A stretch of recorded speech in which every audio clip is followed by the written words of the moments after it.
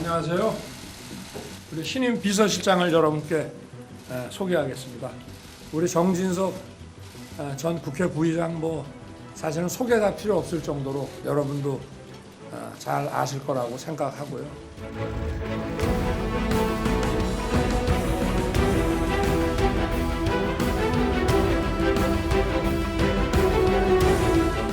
질문 있으세요?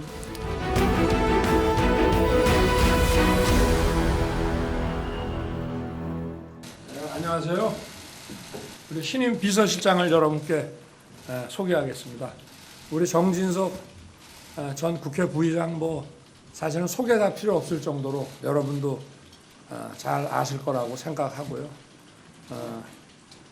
먼저 사회생활을 기자로 시작을 해서 한국일보에서 15년간 기자로서 근무했고, 주로 정치부에서 국회 출입을 많이 하고 워싱턴 특파원도 하고 논설위원을 하다가 나오셨습니다. 그래서 2000년도에 16대 국회에 이제 진출을 해서 5선 국회의원을 하셨고, 청와대 정무수석을 비롯해서 당에서도 비대위원장과 공관위원장도 하셨고, 또 국회 부의장과 사무총장 같은 국회직도 하셨습니다. 그래서 우리나라 정계에서도 여야 두루 아주 원만한 그런 관계를 가지고 계시다고 여러분도 아마 잘 아시지 않을까 이래 생각합니다. 그래서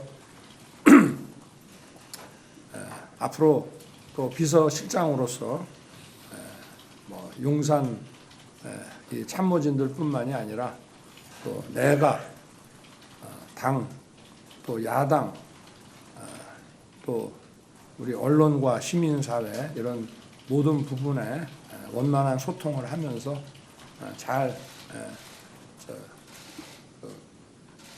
직무를 잘 아주 수행해 주실 것으로 저는 기대하고 있습니다. 네. 질문 있으세요? 한 두 분 정도 질문을 받도록 하겠습니다. 예, 유시스의 박미영 기자님.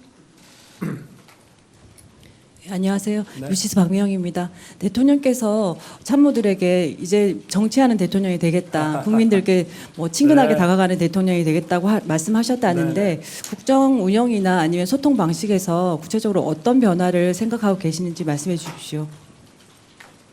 그래서 저도 아침 그 신문 기사를 보니까 정치하는 대통령이 되겠다 이렇게 딱 나왔는데, 사실은 그거는 대외적인 것보다 우리 용산 참모들에게 앞으로 이제 그 메시지라든지 이런 이런 걸 할 때 국민들께서 좀 그 평균적인 국민들이 좀 이해하고 알기 쉽게 그렇게 이제 하자는 뜻이고요.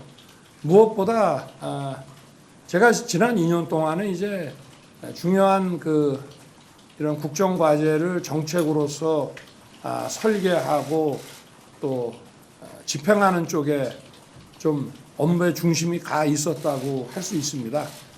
그런데 이제 어느 정도 우리가 나가야 될 방향, 정책 이런 것들은 이제 좀 세워져 있기 때문에 이제 지금부터는 국민들께 좀 더 다가가서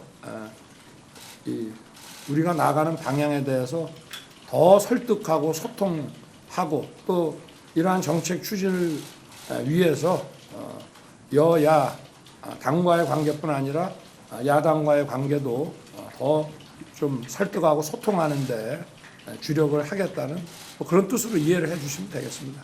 그렇기 때문에 우리 정진석 전 부의장 같은 분을 비서실장으로 제가 모신 거 아니겠습니까? 그래.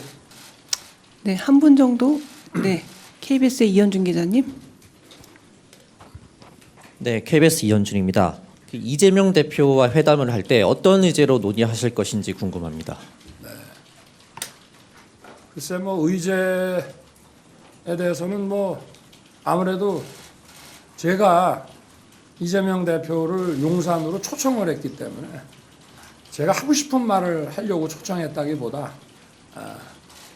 이재명 대표의 얘기를 좀 많이 들어보려고 그렇게 해서 그런 용산 초청이 이루어진 것이고, 여야가 이제 어떤 그동안의 그 입장을 보면은 좀 많이 극명하게 차이가 많이 났습니다. 그렇지만 일단 좀 서로 의견을 좁힐 수 있고 합의할 수 있는 이런 민생 그 의제들을 좀 찾아서 국민들 좀 민생 안정을 위해서 할 수 있는 몇 가지라도 좀 하자는 그런 얘기를 서로 하게 되지 않을까. 그러고 아직은 모르겠습니다. 어쨌든 저는 듣기 위해서 초청을 한 거니까 어떤 의지에 제한을 두지 않고 다양하게 한번 서로 얘기를 나눠보겠습니다. 네, 언론 여러분 반갑습니다. 정진석입니다. 어깨가 많이 무겁습니다. 선거 끝난 지가 얼마 안 돼서 사실 좀 지쳐 있는 상태인데 여러 가지로 여소야대 전국 상황이 염려가 되고 난맥이 예상됩니다. 이 어려운 시점에서 윤석열 정부를 돕고 또 윤석열 대통령님을 도와야 한다는 것이 저희 책임이라고 느꼈습니다. 저는 대통령께 정치에 투신하시라고 권유를 드렸던 사람이고 윤석열 정부 출범에 나름대로 기여했던 사람입니다. 어쨌든 이런 어려움을 대통령님과 함께 헤쳐나가는 것이 제가 책임을 다하는 길이라고 저는 생각을 했습니다. 방금 전에 말씀하신 대통령님 말씀은 앞으로 통섭의 정치를 펼쳐 나가시겠다는 말씀 아니시겠습니까? 더 소통하시고 통섭하시고 또 통합의 정치를 이끄시는데 제가 미력이나마 잘 보좌해드리도록 그렇게 노력하겠습니다. 우리 언론인 여러분들 많이 좀 협조해 주시고 또 제가 부족한 부분은 또 국민 여러분들께서 많이 채워주실 것으로 그렇게 믿겠습니다. 네. 죄송합니다. 드릴 말씀이 그렇게 많지는 않은데요. 옛날에 삼봉 정도전 선생이 이제 국가를 경영하면서 백성을 짐으로 속일 수는 없고 힘으로 억누를 수는 더더욱 없다라고 얘기했습니다. 600년 전 왕조 시대에도 국민을 바라보는 그런 눈높이가 그랬습니다. 지금은 공화국 아닙니까? 오직 국민의 눈높이에서 대통령님께 객관적인 관점에서 말씀을 좀 드리려고 노력하겠습니다. 아무튼 우리 후배 언론인 여러분들이 좀 많이 도와주십시오. 네. 제가 85년부터 99년까지 한 15년 일선 기자로 근무를 했고 사회부 기자, 정치부 기자, 논설위원, 특파원 하면서 주로 이제 외근 기자를 취재 기자를 많이 했었습니다.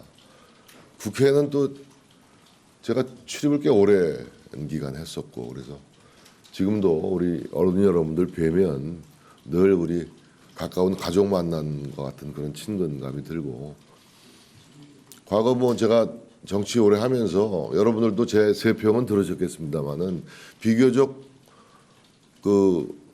프레스 프렌들리한 사람입니다. 예, 그러니까 여러분들 저한테 전화도 자주 주실 텐데 매번 제가 전화를 다 응답을 못 하더라도 아무튼 여러분들과도 좀 자주 소통할 수 있는 기회를 갖도록 그렇게 노력을 하겠습니다. 저한테는 질문 없으시죠? 자주 뵙도록 그렇게 하겠습니다. 감사합니다. 예, 고맙습니다.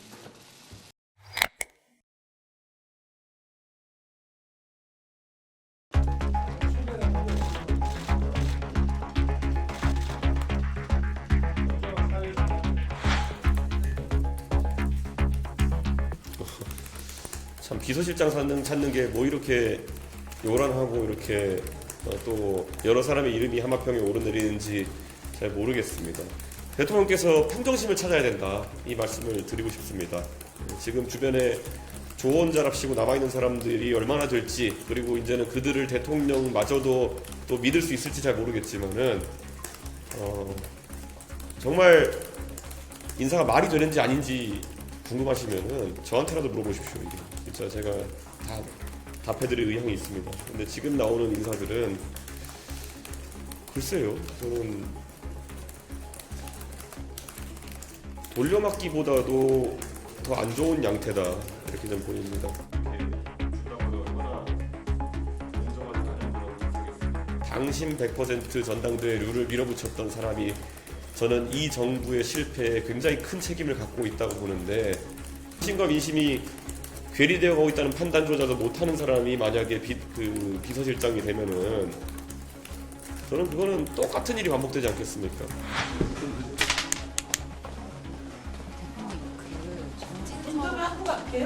정진석 의원이 신임 비서실장으로 지명된 것에 대해서 대변인 입장 안 했나요? 내셨는데 대표님 생각이 어떠세요?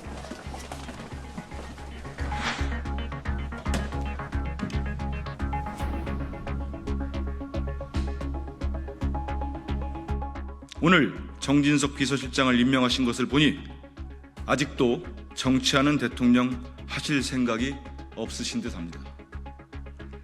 정진석 비서실장 임명은 불통의 국정을 전환하라는 국민 명령을 외면한 인사라는 점에서 매우 실망스럽다는 평가를 내릴 수밖에 없습니다.